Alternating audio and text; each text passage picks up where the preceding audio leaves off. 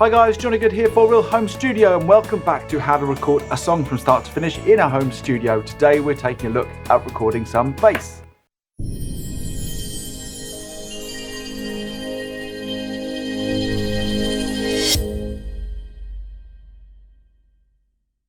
Just before we dive straight in, please do remember to like, subscribe. If you've got something to say, then please do drop it in the comments box below. So yes, welcome back to this series, very much aimed at beginners, or indeed if you've been recording for a while, but there's still a few sketchy cracks in your recording knowledge, then I do hope that you find this series helpful. So today we're looking at recording the electric bass guitar, and the first thing with electric bass is you've got to really be careful with that gain knob not to drive it too hard. If you see the levels starting to get into the red, then you're absolutely driving that gain too hard and you're going to overload your bass sound. It's going to sound horrible. I like to aim for the peaks to be hitting about minus 12 dB as a rule of thumb. That's a good place to aim for. Another good tip if you're starting out is to remember that kind of less is more with the bass guitar. There's going to be other instruments going on top of your mix, particularly things like guitar that are going to carry a lot more of the rhythm of the track. So keep your bass nice and simple. You can pretty much keep it down to root notes.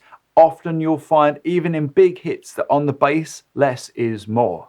Also, if you're a bit unsure of what pattern to perform on your bass guitar and you just want to get started, then a good place to start is to just follow the pattern of the kick drum. This will give your track a nice solid bed moving forward.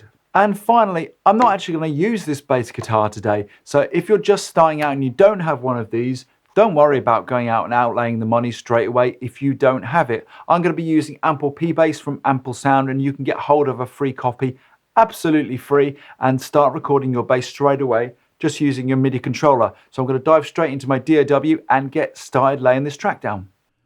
Okay, so welcome back to Studio One. If you watched the previous two videos, then you would have seen me getting that initial scratch track down, and in the second video, getting the drum track down. Today, of course, we're laying down the bass. As I mentioned previously, I'm using Ample Bass P. This is the paid version, but there is a perfectly good free version that sounds just great too. So I'm going to be dropping the bass in at the same time as the drums. You can see them dropping in here on the MIDI map. So I'm going to make sure I've got my metronome on so I know when to come in, and I'm going to just perform this first initial section. Now when I'm performing recording MIDI, I tend to work more in sections. When I'm playing an instrument, I tend to go through the whole song so I get a really good flow through the song. When I'm working in MIDI, I will tend to work more in sections and be more inclined to copy and paste. So I'm going to do this first verse and get this recorded.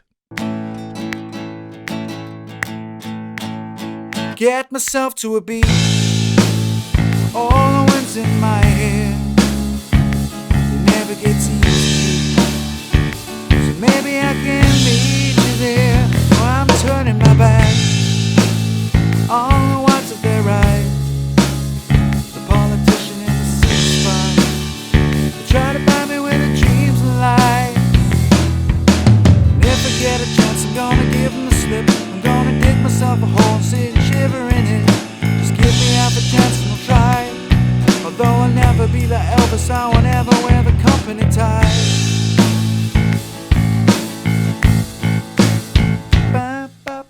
Okay, so now that section's down, the beauty of MIDI is, of course, it's very, very editable. It's very easy to get into the track, see what we've done. You've probably already heard that some of the timing of my performance wasn't quite on the beat. So you can indeed work on this manually and snap that into a grid, or you can utilize quantize functions as well, and selection of different time settings there also. So once you've got that down, you should have a section, or indeed if you work through the entire song and the whole song, locking in nicely with the drums. You know, that's one of the big benefits with working with MIDI. It might not be quite as immediate, but it's very nice at the editing stage. You can really play around with it and get everything locked in together.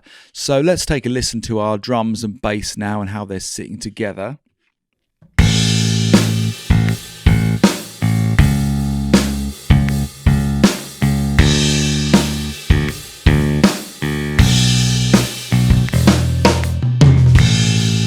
So all sounding good. So now what I'm going to do is I'm going to start building my track. I'm probably going to copy and paste that into the next verse as well and build up the rest of my track. So I do hope you found today's video useful. Next time around, I'm going to be looking at recording rhythm acoustic guitars.